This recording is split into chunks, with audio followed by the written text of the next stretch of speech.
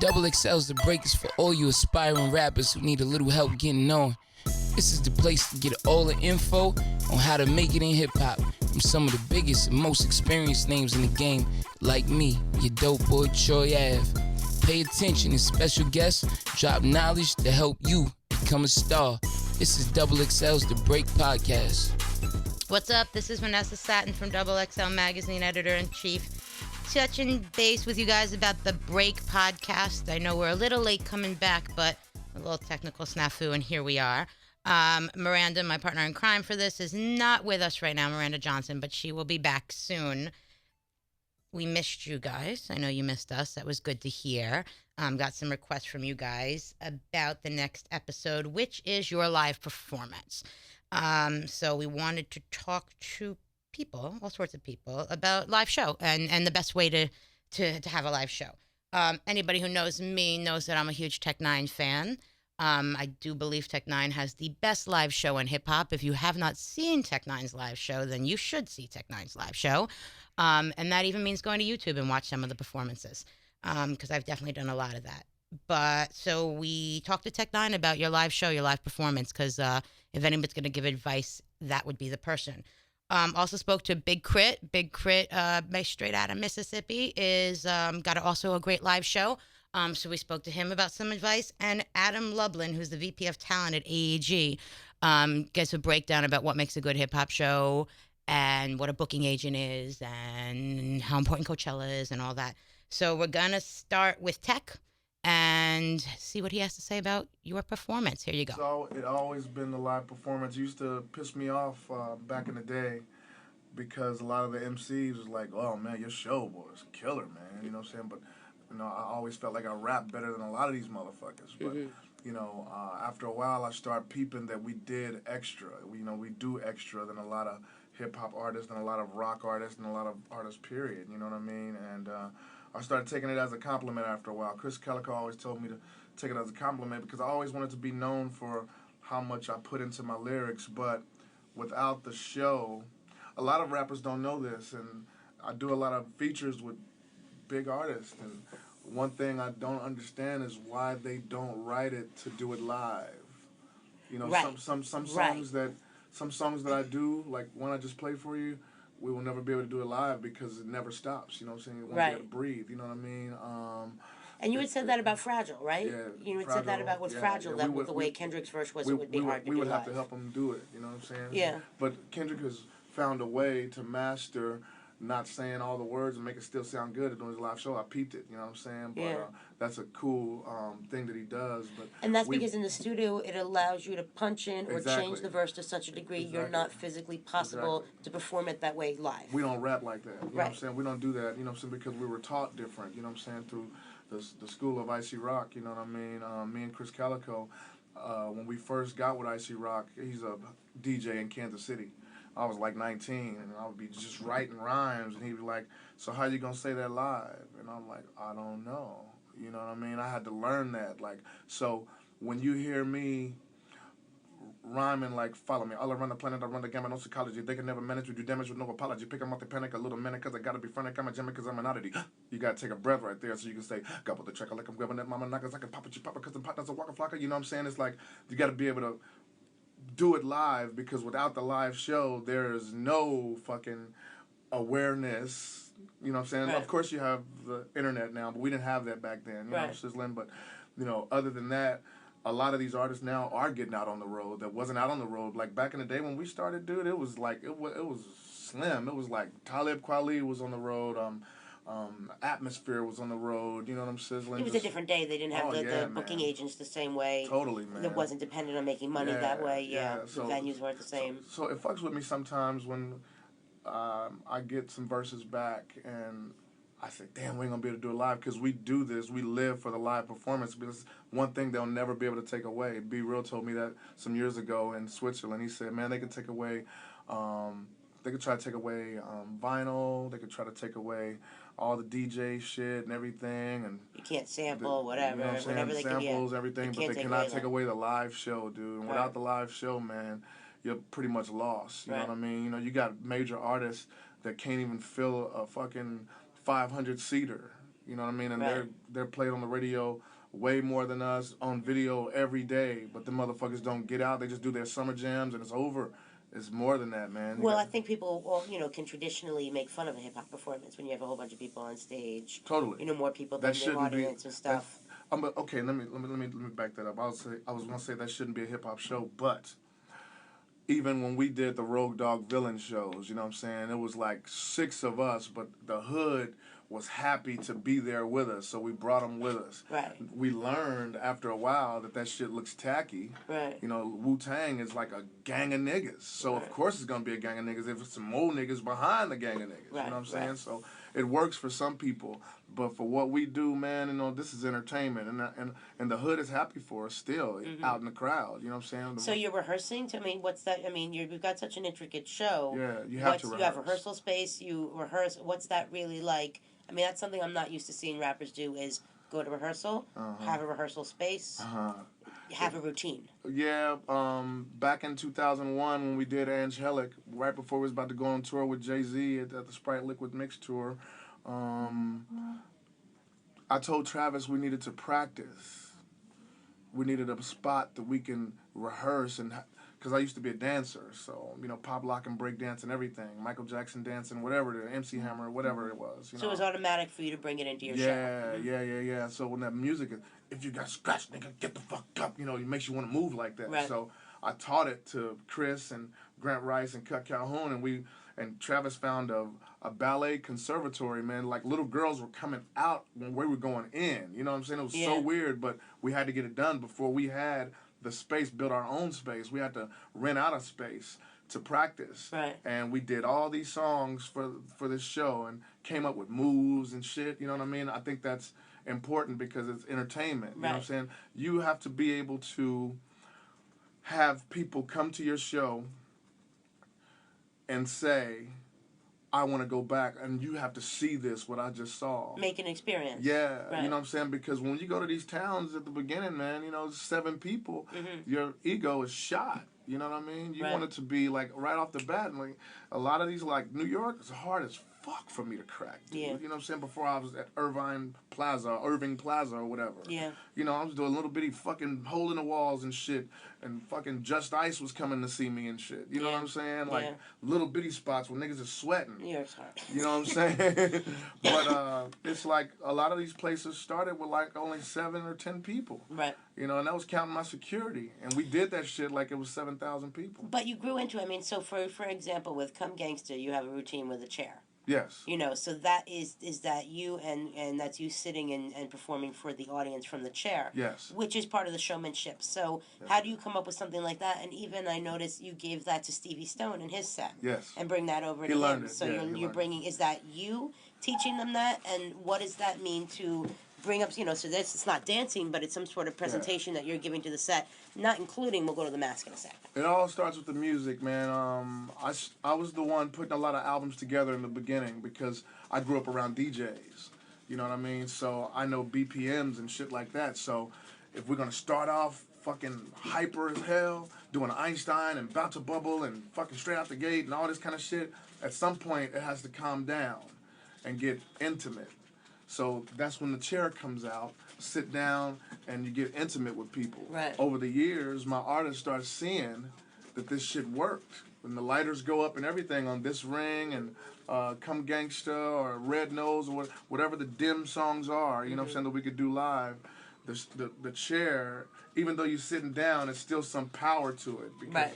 You know what I mean? And you can. That's one of my favorite performances of yours, just because I think you don't see it coming whatsoever, and it's still got the power, but the intimacy to it at the same time. Man, totally. So they learned that. A lot of my artists, from Chris Calico to Stevie Stone, I haven't seen Mayday and them sit down yet. You know what I mean? But they learn from. So that's not you saying, "Okay, put this in your performance." That's them picking it up as they go. No, they just pick it up as they go.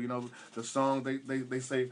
You peep game watching the Tech N9ne show. The people that go on tour with me, they watch my show every night. If it's 67 dates, they'll watch it every night. You know what I'm saying? And they tell me that, all my artists, like, man, it's like we never get tired of it. You know what I mean? I'm like, damn, that's something. You know what I mean? But they peep shit over the years and see what works for them. Like, how do we fit these songs in? Okay, Tech fit This Ring and Come Gangsta in right here. We could sit down right here on I forgot what song Stevie sings when he sits down. I forgot, but it's a beautiful song. You know what I mean? They learn it. Right. Man, it's not like biting or anything. It's Right. just like No, not at all. game. You know what I'm saying? And then you're performing 60 to 90 minutes. What are your Yeah, shows? it's like 90? it's like roughly 100. 100? I mean, I don't know, man. It's roughly like I'd say an hour and 45. An hour you and know what I'm 45, saying? You right. know, we had 2-hour shows and I couldn't do it no more. It's too much for what we do. 2 fucking hours, man. It's too much, man. I started cutting my show down a lot more. You know what I mean? Because we do entirely a lot for people. You know what I'm saying? So I tried to cut it down to an hour and 20. Right. And on this one, I try to cut it down to an hour and 10. But with all the talking and everything, it's still like an hour and 20. You know what I'm saying? Right. How important is it to communicate with the fans from on stage? You know, you'll see performers and they do song. Yeah. But sometimes when they stop and they break and they talk to you for a minute, they feel more human. They do. So is that for you? Is that an important Oh, part? totally. When it's time for me to, like, the show will go for like 40 minutes straight before we go manual. So we'll stop it right before we do Fragile, and I'll talk to them and make jokes and shit. They laugh sometimes. You know, I wish I could really do comedy, man, because sometimes I say some shit up there and everybody laugh. It feels so good. I'm like, ooh, if I just had so many jokes I could tell in between my shit. You know what I'm saying? Jamie Foxx is a fucking genius, man. He can play and sing he can do anything. and do jokes and shit. I'm like, fuck. You know, Eddie Murphy can do it too. You know what I'm saying? A lot of them can do it. You know what I'm saying? Yeah. But like, it's beautiful up there being able to talk to them and they hear you speak. You know, you have to talk to them. You have to connect. And we have that built into our show, you know what I mean, on purpose, because every night you're going to say something different, even if it's vulgar, you know what I mean, even if the parents don't like that their 7-year-old is there seeing areolas, you know what I'm saying? It's like... Well, areolas, I mean, that's a little bit crazy. Oh, yeah, Nobody really knows what to make of that. And, I mean, how do you get girls to take their tops off? I mean, like... I feel like if you you do get good girls to throw music... their bras up, I feel like you if know? you do good music, you can get women to take off anything, you know what I'm saying? And areola was me being diabolic, you know what I mean? It was supposed to be a parody of some rap shit, you know what I'm saying, that we thought was funny, you know what I'm saying? Ooh, like, motherfucking rappers can say anything, just one word, and be stupid as fuck, and then it blows and get up. the response, and it happened to me. I was making fun of that kind of rap, and now they chanted over... Is that part of every show? It has to be. It has to be. Forever. It's like a staple now, and I thought that doing it for metalheads, it would be normal, but not Fest and... the other fest we did with Rob Zombie and all that kind of shit, them motherfuckers came from backstage with their phones like they ain't never seen this shit. I'm like, it's pretty wild. You know, I remember Slaughterhouse being on tour with me, and we were going to meet and greet during the day in Minnesota, and Joe Budden, he smokes like a chimney, so he's out there smoking a cigarette, and I walk up to him, he's like, so you're gonna make the bitches show their titties or what, man?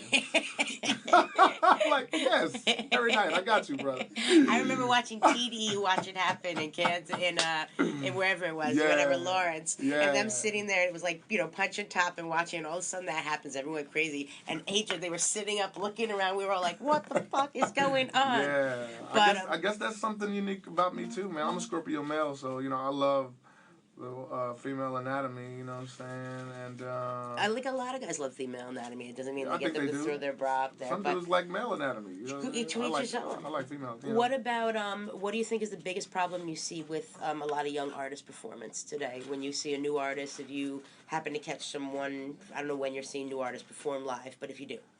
If you went to South by and you saw somebody jump on stage, what's the biggest thing you see? I talked to Zeus about this.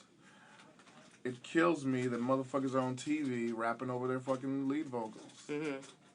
I done seen the major niggas do it, man. I'm like, what the fuck are you doing, man? You know what I'm saying? And I guess some people need training wheels. You know, that's what the track... I mean, I used to do it back in the day. Right. You know, in case you drop a word, you can get back on. But, you know, if you want the world to hear that you're a real artist and you're really doing that shit... you know, Zeus couldn't believe I was doing worldwide choppers with no lead vocal. Right. You know what I'm saying? It's like dub version, like There's like a word to come up every once in a while, It but I'm seems doing the common read. sense to say be able to know how to perform your music live, though, and get through your verse live. Yeah. Like, it seems like that would be common sense. Yeah, man. But you still, no, you get the assistance like the Super Bowl. Yeah. It's people on TV that still do it, man. Yeah. The BET Awards, I'd be like, what the fuck? Yeah. You know what I'm saying? I've never been invited, but I'd show them how to do it if they, you know, I'd bring my own sound, man. They would have to move out the way because they fuck up the sound all the time. You know. What about presentation? What you mean? What presentation? As far as seeing kids and new artists, what do they do wrong? What do they do right? What do you think the biggest thing to keep in mind for your presentation is? I mean, you have always had a physical presentation from the face paint to the red hair to everything that stuck out, which you caught heat for and were more embraced for even later. So, I mean, what do you think that is? To do something to stand out? Go that route? I think when it started, Grandmaster Flash and the Furious 5 had get-ups. Right. You know what I'm saying? I think when it started, Kumo D had a get-up. Mm-hmm. I think Houdini had a get-up. Public Enemy. Andre 3000. Andre 3000. Public Enemy. S1Ws. It's entertainment. So... That's okay. I think you have to put forth the effort. And, you know, sometimes I see Childish Gambino up there with a dirty white T-shirt and some shorts and some boat shoes. I'm like, God damn, how does he get that off? But that works for some people, you know what I'm saying? But I think this should be entertainment. Mm-hmm. And is that more of a rock approach, do you think, or no? You no, think I don't hip-hop's scared of that type of thing? No, because NWA, they were in the thing. You know, when DOC and Eazy-E was there, everybody had on their Raider shit, everybody was in uniform. But now it seems like it's easier to be cool. Yeah, it is. You know, and hip-hop's easier to be cool. Shit, I don't really know nothing about it, but it's like, I come from the era where it's supposed to be entertainment, and that's why I'm going to last for fucking ever. Right. Because we're going to always try to make that show better and better. I just added a band. Right. It's like late in my life, and we're adding shit to the show and not sticking to the same old shit. Right. You know what I mean? And it's not slowing down. You're still doing 372 million shows a year. Yes, and we're still trying to heighten that 3 a day and shit, right? You know, that Tech N9ne show, we're still trying to take it up. You know what I'm saying? Where do we go after the live band? Do we add pieces? Do we add bongos? Yes. Do we add fucking steel drums? Fuck yeah. Do we add horns? Fuck yeah, let's do it. Let's just keep getting better to make that show wonderful. I want to do fucking festivals, and now it's happening on this tour. If you are just the norm, maybe you won't have that longevity. Right. And, you know, if it's working for you, more power to you. You know, when I say somebody's name, I'm not talking down on them. I'm just saying that I come from a different era where it has to be entertainment. If I'm fucking mentally insane and I used to visit my mom in psychiatric wards all the time when I was younger. It's a wonder I wear hospital scrubs on stage with a number across that says Nut House. Right. You do have a bit of You know what I mean? Yeah. And if I feared a clown when I was younger, then I paint my face. You know what I'm saying? I feel like that I'm a superhero when I got that shit on. If I go on stage right now, I feel so naked. Right. Like normal, like fuck. Right. You know what I mean? Everybody's looking at me. You know what I mean? That mask brings out some shit I wouldn't regularly do in regular You can hide in it without hiding. Yeah, you can hide in it. Yeah. You know what I'm saying? And the things that you wouldn't say as the gentleman I am right now with that face paint, like, I want to eat your pussy. You know what I'm saying? From the stage, how old are you? You know, I wouldn't say that. You know what I'm saying? Right.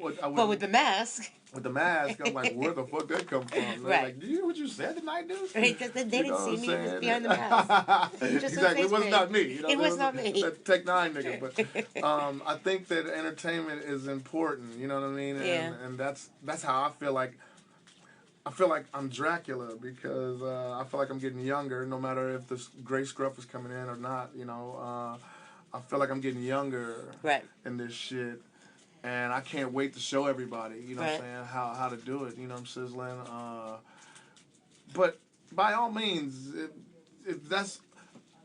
get this one thing straight. Everybody can't do what we do. Right. Gangsta ass niggas come from blood neighborhood doing Michael Jackson on stage and the moonwalking shit, not happening for everybody. You're not about to see RZA and them doing that shit. Right. You're not about, Redman and Method Man go live. Right. They're not about to be fucking doing Michael Jackson and shit. They probably could get it off. You know what I'm saying? But not too many niggas can get that shit off and doing dances and shit in the middle of hardcore ass songs or fucking be walking maybe, I don't know, but not Michael Jackson, dude. And Right. people scream, my nigga, like, no. Yeah. So I don't expect everybody to be Mr. Pop Lock and shit with their music and shit because everybody can't do that shit. You know what I mean?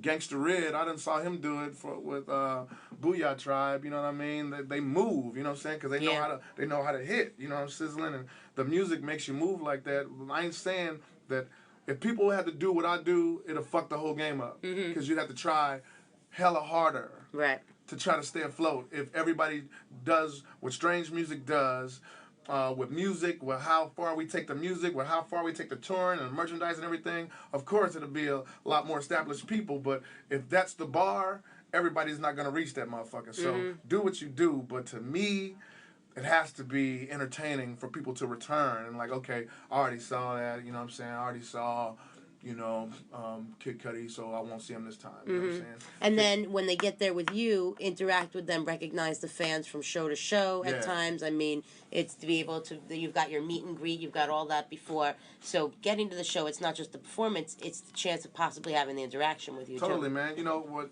You create this thing called a meet and greet where people will pay a certain amount to come say something to you. Right. Take a picture. You know, I always said if I wanted to get a nigga, I'd pay for a meet and greet and go get him face to face. Like, what you say, motherfucker? You know what I'm saying? It never happened to me, knock on wood, but because we got a lot of love. But you create this thing called a meet and greet where you interact with your fans, dog, and they figure out that you're the dude on the records. Right. That's a fucking plus. When I'm so glad that Tech N9ne is me, even though the face paint brings out some shit I wouldn't say in regular form. Yeah. That's inside of me, though. Everything that comes with that vulgar shit is inside of the Scorpio. Right. It gives you a way to get it out. Yeah. So I'm just so glad. It's like you're drunk. Your face mask is like you're drunk, and you can man. say what It feels you like want. I'm on ecstasy. Yeah, okay. I used to be a drug addict. I'm clean now, you know what I'm saying? Like 10 years clean. I think it's 10 years now, maybe 9 or 10 years. You know, although my body still wants it, you know what I'm saying? But I found something that feels That's just like it. right? Pussy feels just like it. So it's like, wow, you know, I could have just been getting pussy. There you go. You know what I'm saying? There you go. But the face paint feels like ecstasy, and it in turn me becoming what I feared as a kid, it become a staple in the Tech N9ne show. Right.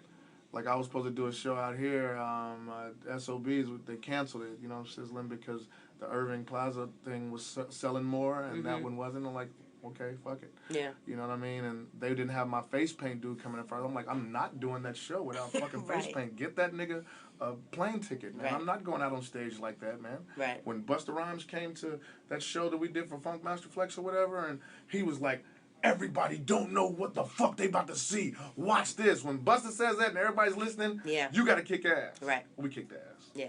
You know, I'm sizzling, and we're going to continue to kick ass. And I just hope that people get ideas from us. You know what I mean? Because I think those scrubs are going to go down in history, hip-hop history, maybe. Yeah.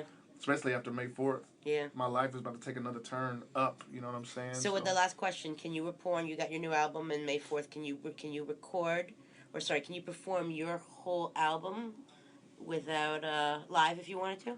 Yes, I could, because I have me and Chris Calico, so we will rehearse that shit. You will rehearse that Do shit I want figure to? out a way? No. No. You know what I'm Okay, saying?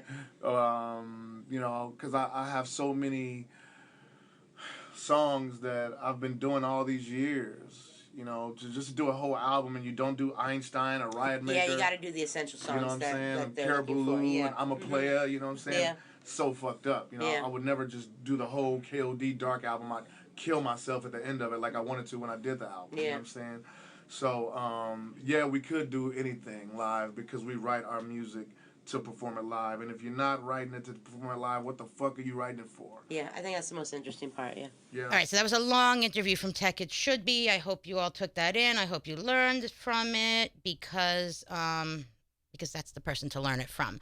So again, if you haven't seen a live show from Tech N9ne, you should go see it. The most interesting thing I took away from the Tech N9ne interview was what he said about writing for your breath control for your performance, writing songs that you can actually perform live and how essential that is. You know, you could write something, it could sound really cool, you can record it, you could punch it in, you know, you've got all these ad-libs, you got everything going on, but it's a song that you can never perform live.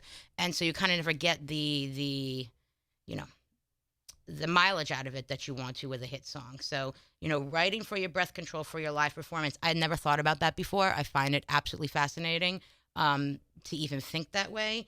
And then Tech even gives us examples of it and his breath control, which he's had to even learn what breath control is and how to use it on stage. And, that's something we talked to a little bit later also with Big K.R.I.T and when hype men come in and everything.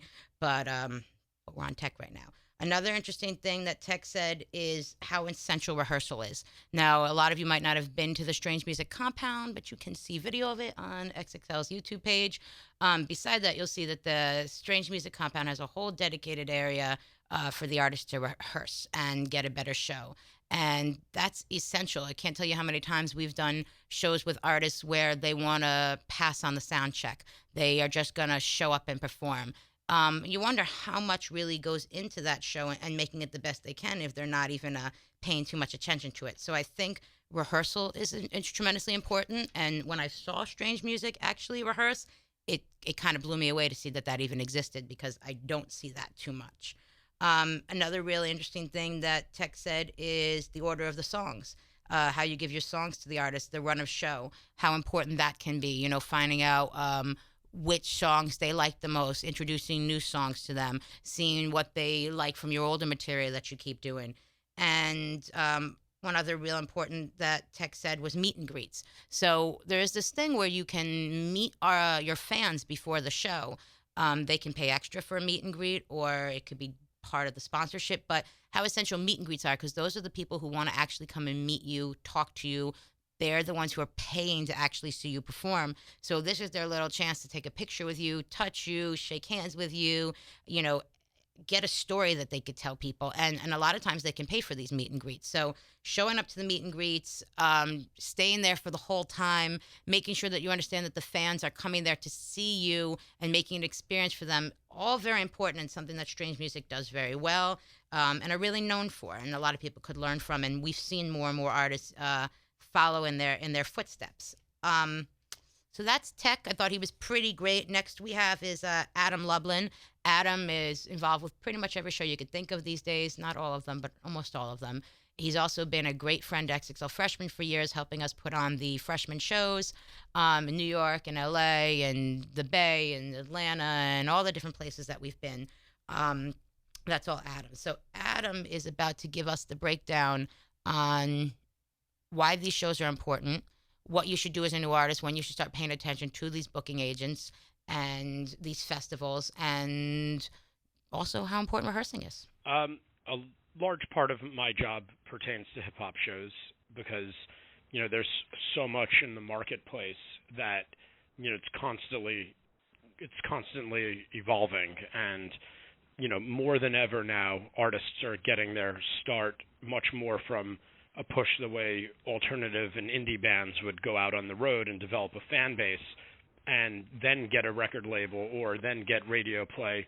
A lot of times now you're seeing more of the guys like Travis Scott and the OG Macos and people like that are getting out in front of audiences and really developing their live show and just putting on, spectacular performances that are creating the buzz rather than having a radio single driving it. And a lot of times, you see that as the precursor, because if you can have that kind of fan reaction without a huge hit record, when you actually do get that record, you're going to go a lot further. Right. So Chance the Rapper is a good example of someone who might. Chance is a great example. He's, maybe the poster child right now of being an artist who's selling a lot of tickets, putting on a great show, and has not a lot of, really mainstream visibility outside of this really core fan base. So explain, just for the ignorant, and I could be one of them, there's your role, what is the booking agent's role, who is the artist working with for the most part? I mean, a lot of times I'll speak to you and you'll be like, well, this is who their agent is, or that's who their agent is.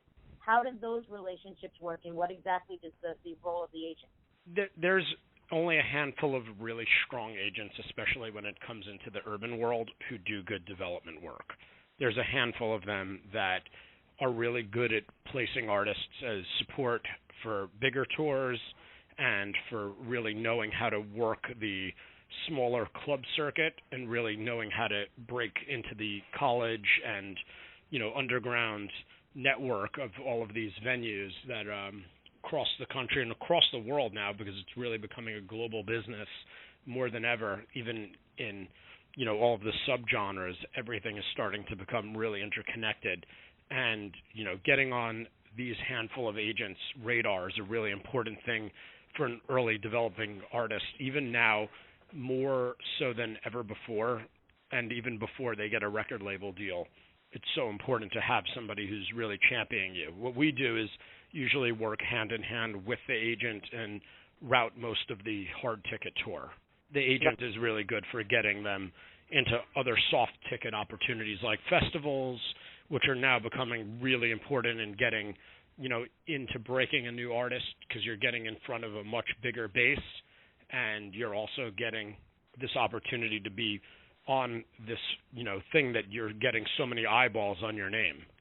So, go ahead. What are the most important festivals you think right now for new artists to be a part of or pay attention to? Well, I think, the leader for all festivals is Coachella, and what you see, and after Coachella, everything else kind of follows in suit. So what happens is, Coachella has a lineup, and every festival after that tries to somewhat imitate what comes from Coachella. So if an artist, and Coachella has a really great history of breaking newer artists that, wouldn't have this type of platform. And I've seen, especially in hip-hop, these newer rappers that are getting this opportunity to get on a stage, even if it's a 1:30 slot. Just the credibility alone that you played Coachella, every other festival chases after that artist. They automatically have, this attention all over the world now, because it's such a worldwide phenomenon. So even guys like Vic Mensa, who had a 1:30 slot, I went and I saw him both weeks at Coachella this year, and he was on fire and just blew everybody away. And now, you see a lot of people that are looking, how can I get a Vic Mensa tour, get him onto a tour with another artist, and what do I need to do to get him on my festival next year? Because he, even on that slot, still had, 7,000 people in front of the stage, and had the right industry people that went out of their way at 1:30 to go see him. Right. Other artists like Action Bronson, I've seen really just go there in earlier slots over the last couple of years, and just come out and go so over the top and put on, such a, blood, sweat, and tears performance that, they created all of this new fan base they didn't have before. They just converted, tens of thousands of new fans just like that. How early do you think a new artist should be paying attention to their very new artists? We're talking, and I've said this over and over again, more of your next door neighbor, or not quite on industry that anybody knows their name too much, but how soon should they be checking or paying attention on their live performance and looking for a booking agent? When is it too soon? It seems like the agents are on the artists earlier than ever lately. Well, they are, because the agents now, it's so competitive, and a lot of times the agents want to get in so early, even before the record labels do, because, now if they're not playing a role in the artist development, they're not getting to come in and commission at full rate. I think that the important thing for an artist early on, though, is to make the right music and to really hone their craft and not try to rush. You should get out and do as many shows as you can, but not rush to take an agent just so you can say you have an agent at whatever company, because it's usually pointless when you don't have the right records to connect and you don't have anything going on. You should be playing, with the new music, with music that people are going to actually react to. It should be a combination of music being worked along with your show. Right. And what about performing for free? One thing a lot of artists do early on is they perform for free, so they wind up performing a lot in their city. Where does that hurt them? Their city might not be tired of them, or they perform for free so many times. One time something comes around and asks for money, it gets weird. How do you balance that kind of thing? It's such a catch-22, and I've seen, especially in New York, more than anywhere else, a lot of artists burn the market, which is their hometown where they should really be doing the hard ticket plays, but they've had to, do so many free shows to create this, hype and attention around them to get a record label deal or get the radio play. it becomes a very tricky situation. You should do it as much as you can in the early stages, and that, is the most beneficial thing you can do, is to get out there and perform your records when they're actually ready to be performed, and to hone your craft by doing that. But then you have to know when it's time to shut that valve. And a lot of artists don't know how to then stop doing that and stop taking the under-the-table money. And you start seeing a lot of them wondering how come they weren't able to sell tickets, which is the real barometer to see where your fan base is. But if you've given these people this many shows for free over this much time, and you've gotten them accustomed that they don't have to pay to go see you because they've seen you in every nightclub across the city 5 times, why are they going to go buy a ticket for you to go, to go see you at the Best Buy Theater or the High Line? Why am I going to pay $30? I just saw him perform here, and here. So how do you gauge as a new artist when you need somebody to help you with that, when you need to be looking at an agent to help you with that versus playing it out yourself? Is there that's when you need to have an agent. When you're actually capable of selling a show, to say to you, okay, now it's time to stop doing all of these plays. Now it's time to take a breather. You know what? Now I'm going to route you outside of this city that you've already overexhausted. Let me get you into Europe. Let me get you all over here.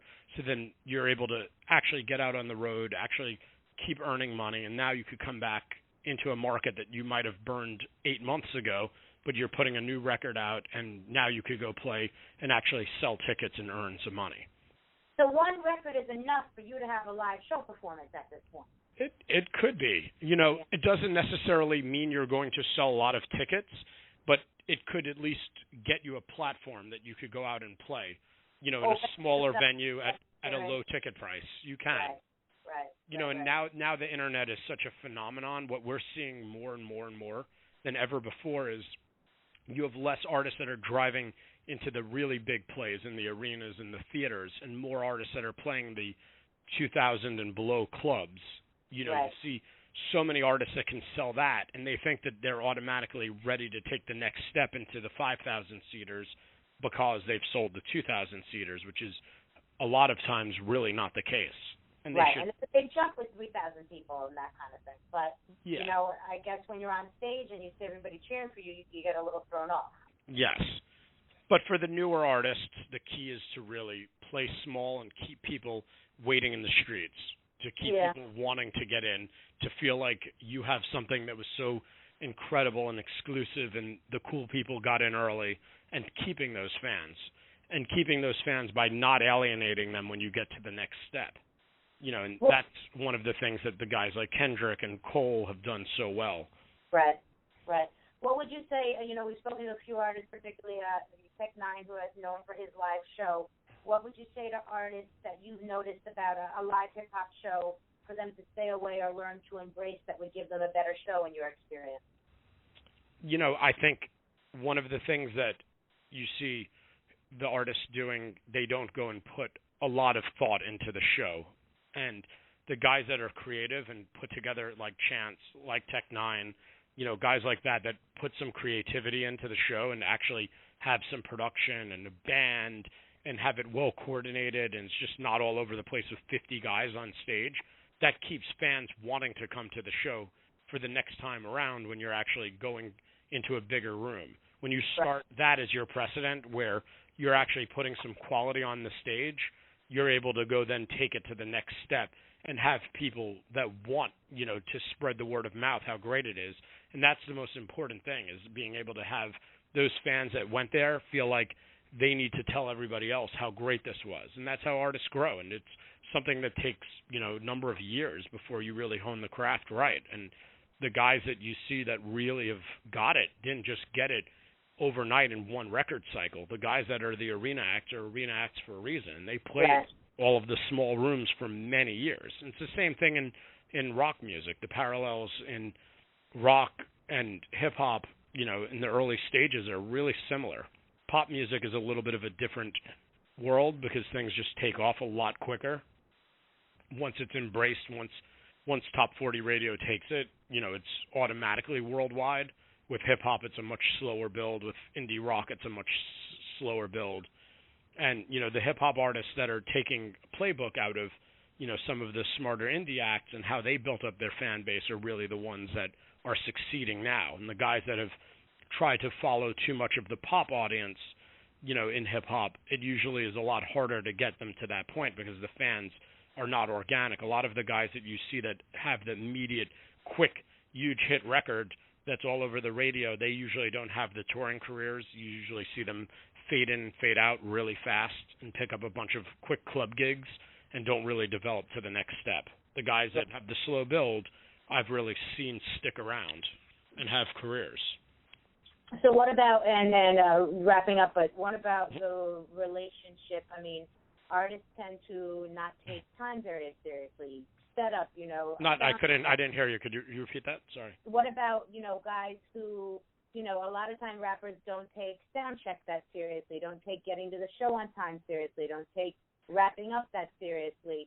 What does that kind of thing do to a venue working with you, to agents or people working with you?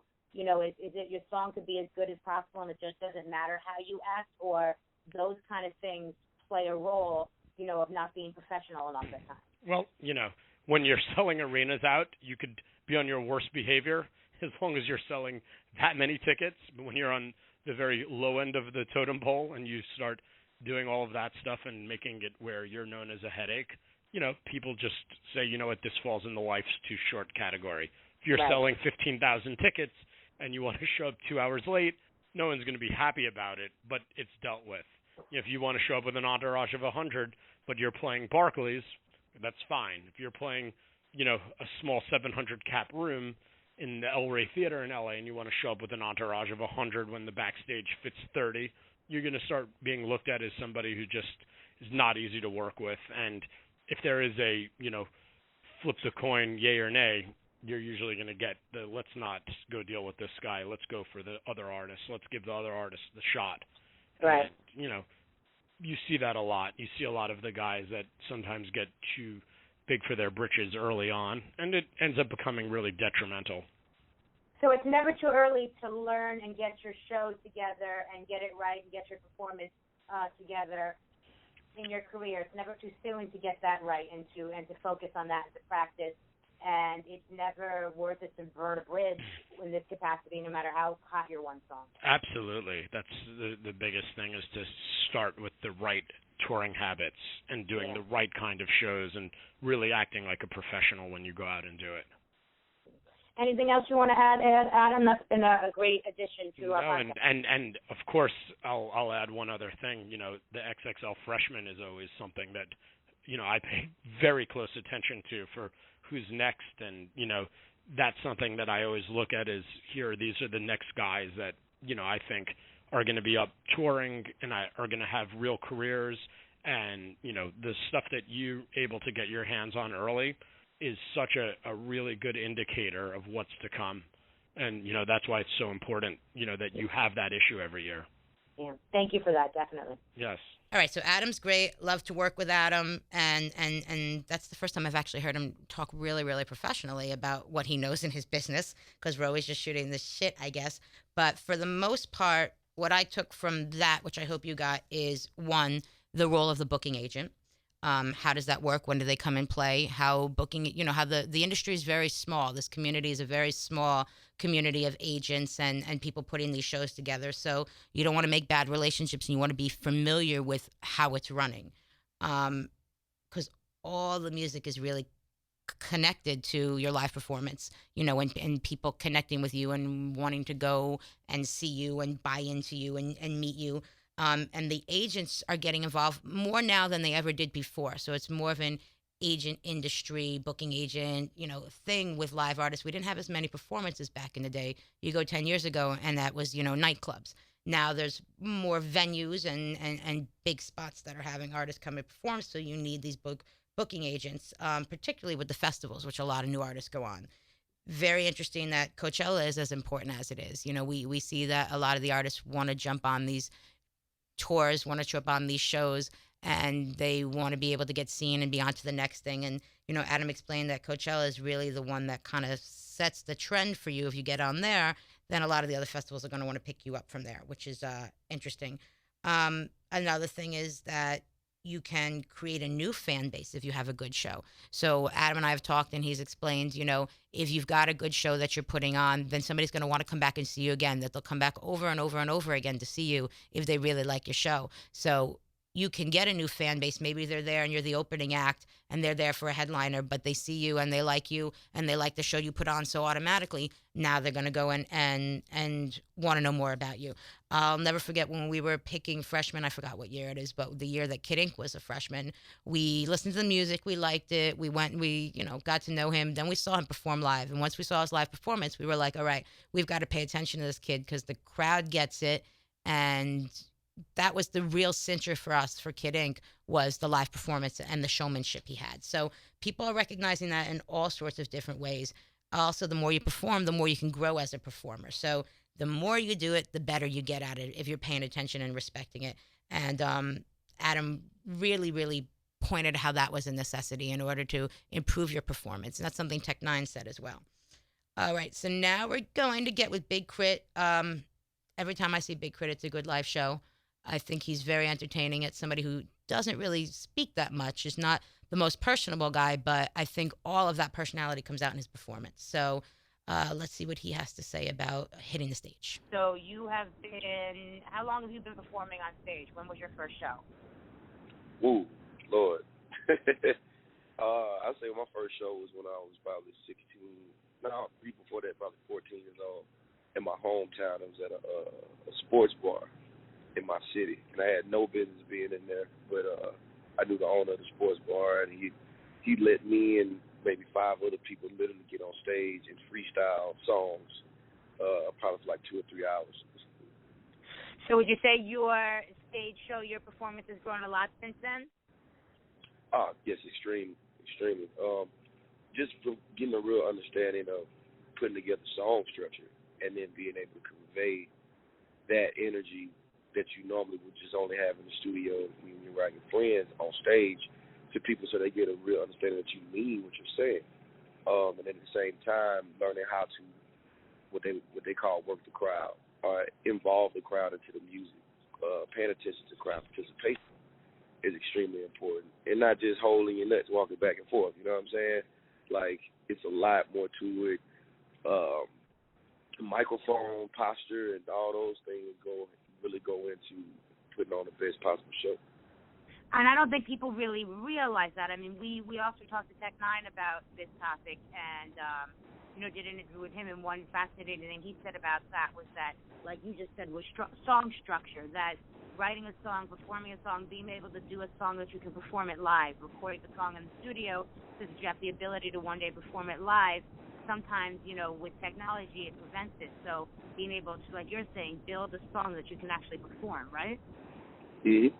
Definitely. I mean, because even with flows, like, you can rap as fast as you want in the studio because it's all good. When you get on stage, are you going to be able to really execute that verse or that song? And if you practice, it makes just good for mic presence, just for show, atmosphere, because people definitely want to see something that they've never seen before. They definitely want to get a good understanding of you as a person, or how serious you take your craft.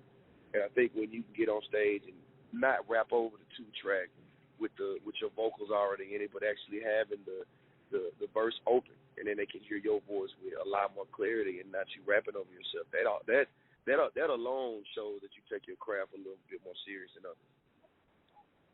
Well, even practicing, I mean, I after years of covering hip-hop, I don't know a lot of artists kind of practice their live shows, a few of them, and it's probably those are the ones with the stronger live shows. But, talk about what your practicing is like. I think a lot of people might think it's stupid to think that you're practicing how to perform in front of people, but it seems like it's not stupid. It seems like it's pretty valuable. What do you do?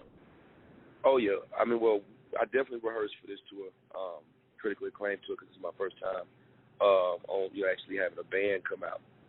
But even before then, it would be me and my DJ, and we run over the records and try to get a good format and a good flow, so the songs, like, I always stop it, and it ain't just a random record that doesn't seem like it goes.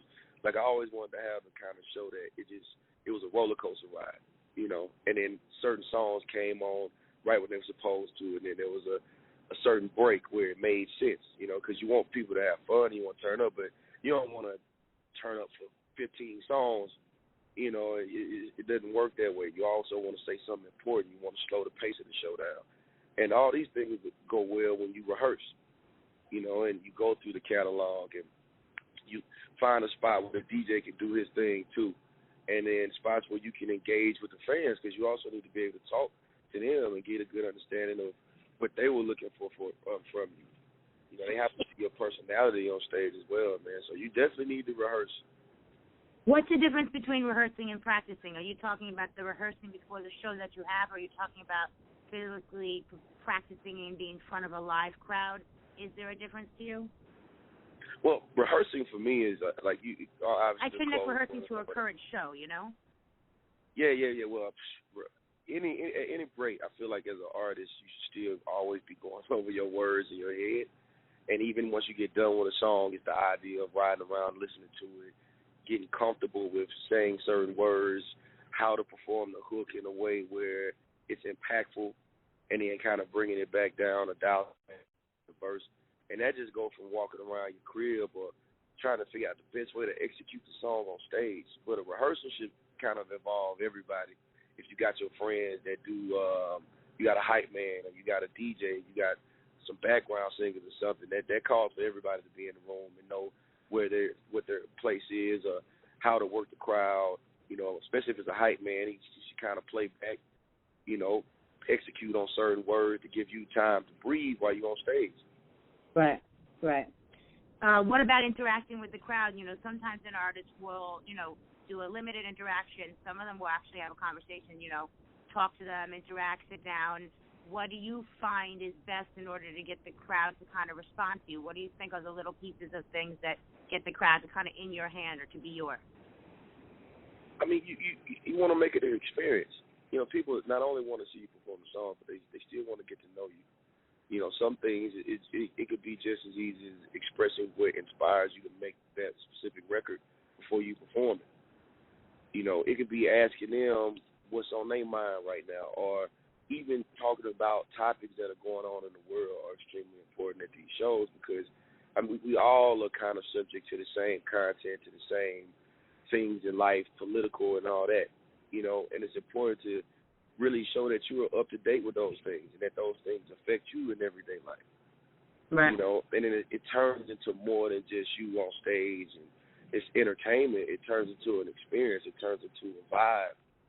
You know, and it helps with the show format. It just helps with the show at all, because then you go to doing songs that somebody listens to every day when they're cleaning up, when they riding to work, and they don't feel like you just up there performing it. They feel like they want to say it back to you. And it just makes for so much more energy and just a more enjoyable time, you know. Right. How do you decide how you're going to run the order of your songs? Does that, you know, what you're going to perform, does that play a role? You know, your actual set for the show play a role in your performance? Do you try to take people on a journey of, you know, hit them with the hits to begin with, hit them with the slow jam? Like, how do you break up what the order is? Well, me, it's about the journey. It ain't about having a hit record and nothing like that, because a lot of people that know about my music, it was never about one song. So I get on stage and perform up to an hour and 15 minutes of content that could be considered back from 2010 up to now, 2015. So It's just about keeping in mind all the songs I have put out, what songs that people are accustomed to me doing, and over the years I've done, and trying to change it up. And then having a band, wanted to do the record that I normally don't get to do the record that I see people on social network asking me all the time, and we didn't have the means to do it. And just trying to incorporate something new, take people on a journey, and then showcase what my personality is now and the growth. Then you have to do that, because you can't get on stage and perform the records that don't reflect who you are at that very moment. You got to be able to do it all.